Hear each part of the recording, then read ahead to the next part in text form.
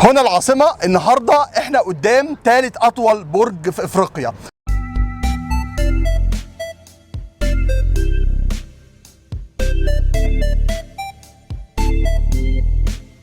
أهلا وسهلا بحضراتكم. هنا العاصمة. النهاردة احنا قدام ثالث أطول برج في إفريقيا. وقبل ما نخش في الموضوع حابين الأول نرحب بمصطفى هاني سينيور سيلز في مجموعة النيل والأهرام للتطوير العقاري بالعاصمة الإدارية الجديدة. أهلا وسهلا بحضرتك. أهلا بيك. وبنرحب برضو بصديقنا حسين طارق سينيور سيلز في مجموعة الأهرام والنيل للتطوير العقاري. أهلا وسهلا بحضرتك. أهلا وسهلا بحضرتك. بداية وأنا بستضيف حد عنده خبرة كبيرة جدا زي مصطفى في مجال المبيعات في العاصمة، بحب الأول أسأله إيه رؤيته عن العاصمة الإدارية الجديدة والتطور اللي حصل في المدينة في فترة وجيزة. أنت شايف العاصمة الإدارية الجديدة إزاي؟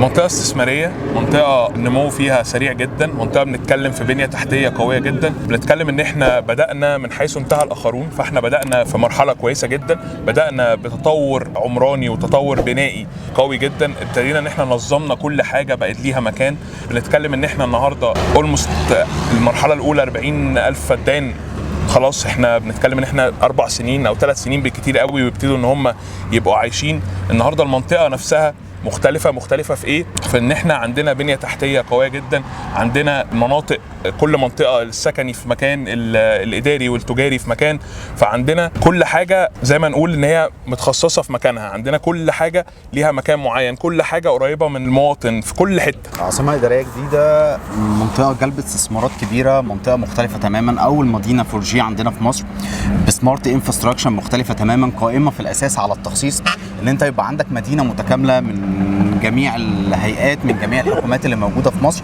معمولة ان هي تكون مركز اقتصاد وتحريك الاقتصاد في مصر، ومش بس في مصر، للشرق الاوسط بالكامل. فاحنا بنخاطب كمان مدينة مختلفة تماما عن اي مدينة موجودة في الشرق الاوسط.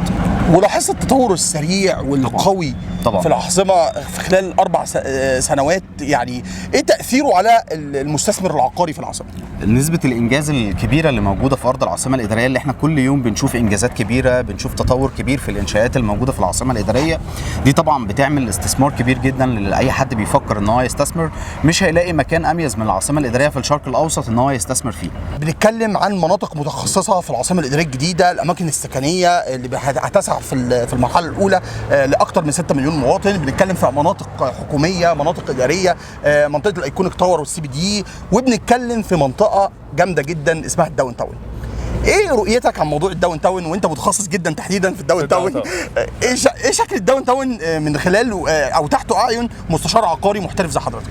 الداون تاون طبعا هي منطقة مش هتتكرر تاني، منطقة كل حاجة فيها محطوطة في مكانها، منطقة حوطناها من كل حتة بعلامات مميزة جدا زي مسجد مصر، زي فندق الماسة، زي المطار، زي الحكومات والوزارات، زي هيد اوفيسز البنوك كلها، كل فروع البنوك الرئيسية هتبقى موجودة. فأنا النهاردة وأنا جوه الداون تاون هبقى قريب جدا من كل حاجة، بقدر أخلص ورقي بسهولة جدا، بتحرك، ممكن كل حاجة بالنسبة لي تبقى مش لازم اتحرك بعربية، بنتكلم ان انا كل حاجة قريبة مني. على النهر الاخضر دايركت، طبعا الابراج السياحية هي اهم منطقة موجودة، فكرة الابراج عامة بنتكلم ان هي فكر جديد شوية ما حصلش في مصر قبل كده. داون تاون فيها كل حاجة ممكن تحتاجها، من جامعات، من مدارس، وكل حاجة موجودة فيها. الداون تاون كان فكرها من الدولة في الأساس إن هي بتعمل منطقة الداون تاون إن هي تبقى سنتر العاصمة الإدارية، ويبقى أهم مكان يكون فيه معظم المحركات الرئيسية لاقتصاد الدولة، زي شركات البترول وحي الصاغة، شركات التأمينات. أول داتا سنتر بتتعمل في مصر في الداون تاون، أهم المراكز الاقتصادية اللي هتكون تابعة للدولة، لأن هي طبعا على قرب جدا من الوزارات ومن القصر الرئاسي ومن هيئات البنوك ومن البنك المركزي ومن مبنى البورصة. فطبعا هي منطقة من المناطق اللي هتكون مهمة جدا لاقتصاد مصر ومن المحركات الرئيسية لاقتصاد الدولة. أنا أولا طبعا بهنيكم جدا على المبيعات الضخمة والعظيمة اللي أنتم عملتوها في 31 نورث، اللي حقيقي أبهرت السوق العقاري، وفعلا أثبتوا نفسكم كشركة إن شاء الله هتكون شركة رائدة وبراند نيم قوي جدا في التطوير العقاري. إيه سر نجاحكم في 31 نورث وسر اختياركم للوكيشن اللي هو مشابه للوكيشن 31 نورث في نايل بيزنس سيتي؟ شايف الموضوع ده ازاي؟ حضرتك عارف طبعا ان كونسبت الابراج بشكل عام مختلف شويه عن مصر مش موجود يعتبر قبل كده في مصر. لاول مره بننزل بكونسبت الابراج. احنا الفكره عندنا في الشركه مختلف في اختيار اللوكيشن، ان احنا بنعرف نختار اللوكيشنز المميزه اللي تضيف لشركتنا وتضيف لاي عميل بيشتري معانا، ايا كان القطاع اللي بيشتري فيه، كان قطاع اداري او تجاري او فندقي بشكل عام في التاورز اللي احنا نازلين بيها. فالفكر ان احنا بننزل بفكر مختلف، بنختار لوكيشن مميز ان دايما يضيف للعميل. اي حد بيفكر يشتري مع نايل هو دايما مختلف عن الماركت، دايما بيستفيد ان انا اللوكيشنز بتاعتنا مختلفه. حضرتك شفت طبعا لوكيشن 31 على 3 محاور رئيسيه، من اهم المحاور اللي موجوده في العاصمه الاداريه بن زايد الشمالي، وعلى محور رئيسي بيربط بن زايد الشمالي بالوزارات. لما جينا كمان نختار نايل بزنس سيتي اخترنا سنتر العاصمه الاداريه في لوكيشن فريد من نوعه، بحيث ان انا دلوقتي بقيت بخاطب العميل اللي بيشتري مع نايل ديفلوبمنت ان هو دلوقتي استثمارك بقى استثمار دولي. صحيح. عامل الندره مهم جدا في استثمارك في العقار، ان احنا قطعه الارض الوحيده اللي مش متكرره تاني في العاصمه صحيح. الاداريه في سنتر العاصمه الاداريه بالظبط.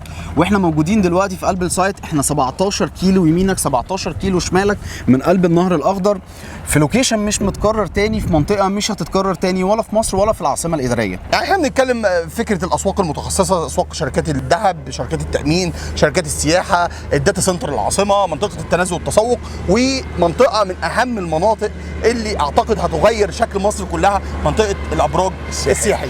واحنا دلوقتي واقفين على شارع او محور محمد بن زايد مباشره على منطقه الابراج السياحيه اللي ليها مميزات شويه في ناس كتيره جدا ما يعرفوش عنها. ايه موضوع الزجزاج والشكل الهرمي ده؟ يعني بنتكلم ان احنا عندنا شكل هرمي، الشكل الهرمي ده هم 21 برج واخدين شكل هرم، واخدين عاملين على محور بن زايد كله شكل هرمي. بنتكلم ان قطع الاراضي قطعه بتبقى المبنى في ورا وقطع المبنى قدام، عشان يعمل عندي تنوع في الفيو، يبقى عندي فيوهات مفتوحه، اقدر ان انا اشوف النهر الاخضر بمساحات اكبر، بشوف النهر الاخضر بفيوهات اوسع. فموضوع الزجزاج ده مهم جدا نبقى الناس عارفاه، ان قطعه الارض مثلا زي 31 احنا في مقدمه قطعه الارض اللي قبلنا هي في مؤخره قطعه الارض، وبتفضل ماشيه كده على مدار ال 21 برج لحد ما نوصل لنايل بزنس سيتي هو راس الهرم.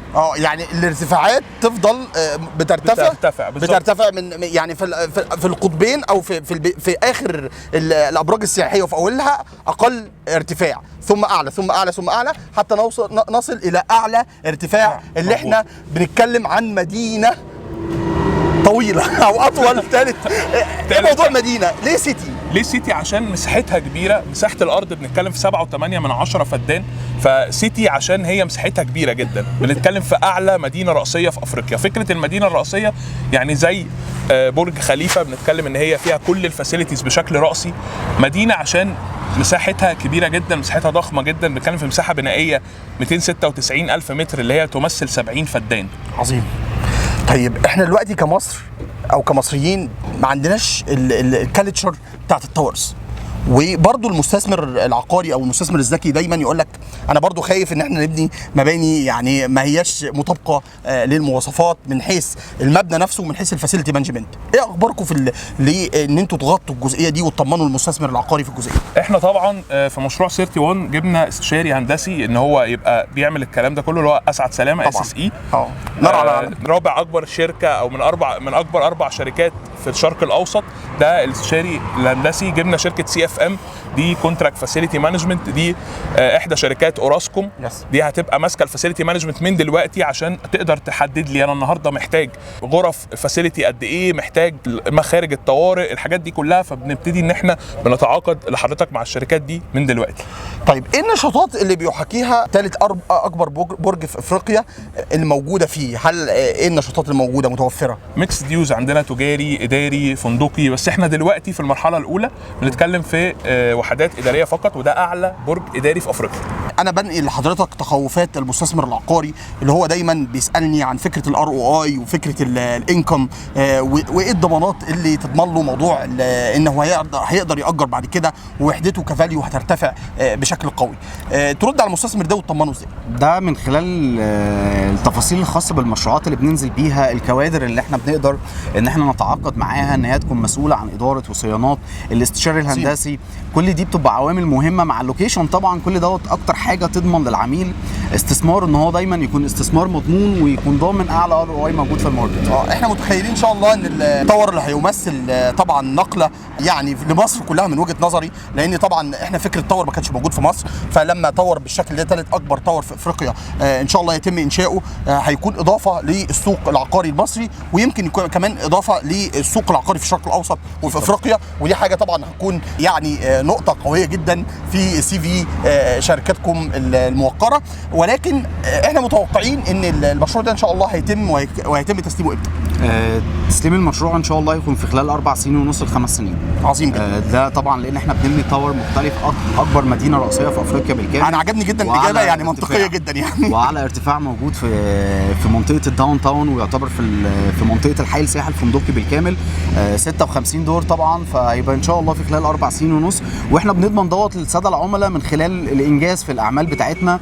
لو اي حد نزل دلوقتي لسايت 31 نورث بيلاقينا اول شركات طلعنا رخصه الحفر، دلوقتي حافرين في ارض المشروع حوالي 20 متر عمق. أيوه. فطبعا دي كلها بتضمن للعميل سرعه الانجاز، بتضمن لك سرعه الاستثمار بتاعك، كل دي بتبقى عوامل مهمه طبعا. احنا طبعا كنا سعداء جدا جدا باستضافتك يا مصطفى، وبصراحه يعني انا كتير من المتابعين عندي على بيج مستشارك العقاري والناس اللي بتتصل بيا في شركتي ذا كابيتال اوف بزنس كانوا بيسالوني عن مشروعكم اللي عامل فعلا فكره جديده جدا، وعامل بروباجندا كبيره جدا وبومنج كبير جدا في السوق. نتمنى لكم التوفيق ان شاء الله، وعرفنا اللونش ان شاء الله هيكون امتى، وايه الخصومات اللي انتم ممكن تقدموها لعملاء مستشارك العقاري. الخصومات اللي احنا عاملينها بمناسبه اللونش 12% خصم على الاقساط، و47% خصومات على الكاش. عظيم جدا. وطبعا ان شاء الله بنتمنى لكم كل التوفيق، وبالتوفيق يا مصطفى ان شاء الله. اهلا وسهلا.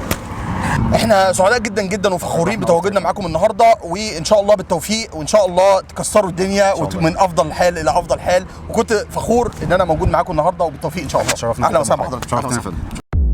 لو عجبك الفيديو ما تنساش تعمل لنا لايك وسبسكرايب.